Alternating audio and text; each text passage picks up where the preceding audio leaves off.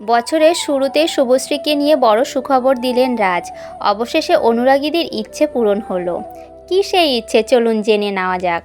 দ্বিতীয়বারের জন্য মা হয়েছেন শুভশ্রী গঙ্গোপাধ্যায়। একরত্তিয়ালিনী এসেছে সবে 1 মাস হলো। তারপর থেকে নানাভাবে চমক দিয়েছেন অভিনেত্রী। আর এবার নায়িকাকে নিয়ে বড় আপডেট দিলেন তার স্বামী পরিচালক রাজ চক্রবর্তী। মেয়ের জন্মের পরই বন্ধুবান্ধব ও স্বামীর সঙ্গে সিনেমা দেখতে গিয়েছিলেন। পাশাপাশি বদলেছেন নিজের চুলের স্টাইলও। তাছাড়া কিছুদিন আগে স্বামীর সন্তানের সঙ্গে ঘুরে এসেছেন পাটায়া থেকেও। সেই ছবিও তিনি ভাগ করে নিয়েছিলেন অনুরাগীদের সঙ্গে। দ্বিতীয় প্রেগন্যান্সির সময়ও নিজের কাজ থেকে সরে থাকেননি শুভশ্রী। নিজের ছন্দে কাজ করে গিয়েছেন। তবে অভিনয় করতে তাকে সেভাবে দেখা যায়নি। তবে জানা গিয়েছেন বুদ্ধদেব গুহের প্রেমের গল্পে তিনি কামব্যাক করবেন।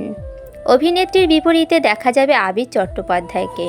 আর সেই গুঞ্জনে শিলমোহর দিলেন স্বয়ং রাজ।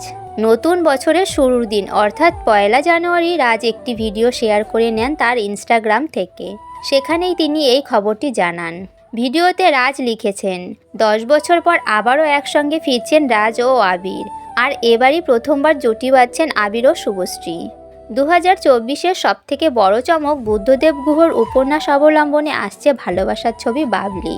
ভিডিওটি প্রকাশ করে প্রযোজক রাজ ক্যাপশনে লেখেন, অ্যান্ড অ্যাম কুইট। 2024-এর সবথেকে বড় চমক, বুদ্ধদেব গুহর উপন্যাস অবলম্বনে বাবলি। তবে গুঞ্জন, এটি একটি সিরিজ হতে চলেছে। একটি বিখ্যাত ওটিটিতে মুক্তি পাবে।